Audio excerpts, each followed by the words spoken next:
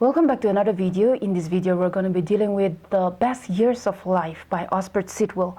Osbert Sitwell reminds us of how life's journey takes a toll on each and every one of us. We all began out of darkness. When we think about our first moments on this earth, we can only remember fractions of memories. A certain smell, particular flower, or some views that reminds us of our earliest childhood, our infancy. But of course, we cannot call that our best years of life because we hardly remember anything.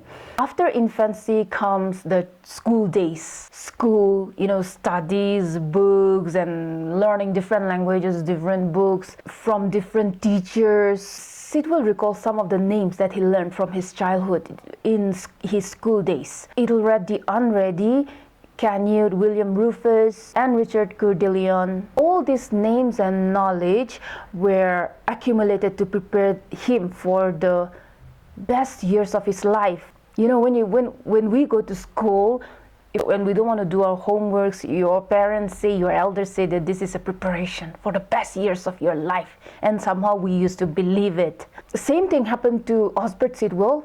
His parents encouraged him to go to school, saying that it was a preparation for the best years of his life in the future. But he never liked school days. He never enjoyed school life.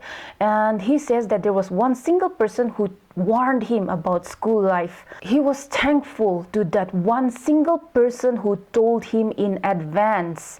That person was considered by others as worthless, hopeless person, but he advised Sitwell with the most valuable and honest advice somebody ever gave him. He told Sitwell, "My boy, most people will probably tell you that the next few years will be the best years of your life, but don't you believe a word of it. They will be perfectly horrible and a dreadful waste of time. You must never expect to know a moment of happiness until you grow up." That was the piece of advice that person who others think was worthless gave Osbert Sitwell. And Osbert Sitwell says that was the most worthy advice I was ever given about school life. This information, in fact, always encouraged him not to expect any happiness. And it was helpful because the blackness of despair never caught him by surprise. All those sadness that he faced during school days, all those things that he did not like that he faced during his school life, he calls it the blackness of despair. And he says that whenever I was starting to expect anything happy, I always remembered this person's advice, and he was right. There was no happiness in school life, school days, school work. So somehow I was lucky because I never got surprised. I never got shocked to see that I was disappointed.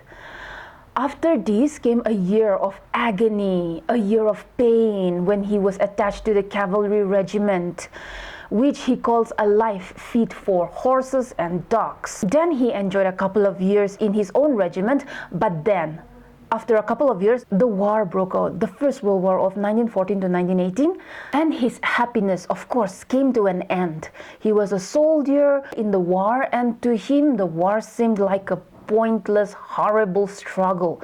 He was not a politician, nor an army contractor. So as a soldier, he was a part of the worst and most harrowing part of the war. The war ended, but he could not feel happiness, because the sadness that the war brought had burdened his heart so much. Then he reached the age of 26 and he traveled freely to recover all the joys of the European civilization. He visited Venice, Rome, and Spain, the Riviera.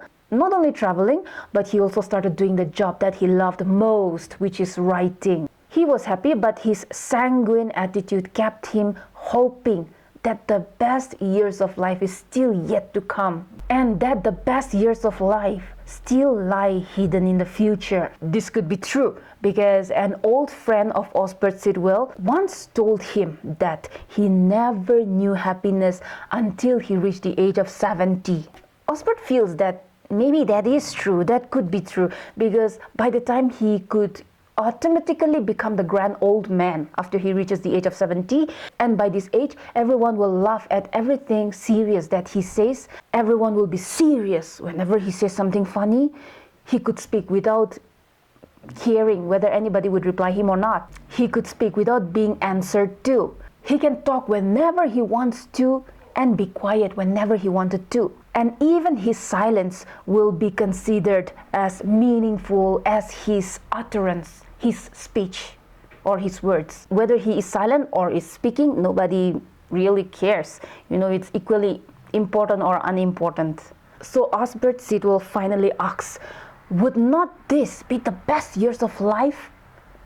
After you reach the age of 17, you become the grand old man. Since there is full freedom and no need to worry about your future life, no need to worry about yourself, but only worry about other people. So according to Osbert Sitwell, he feels that after the age of 70, when you become a grand old man, and you don't have to worry about the future, when nobody cares whatever you are speaking, or suddenly everybody cares whatever you are speaking, when nobody cares if you are silent, or suddenly everybody cares that you are silent. That is the best years of life according to him. I hope this was helpful. Thank you for suggesting this video, and I'll see you in the next one. Thank you.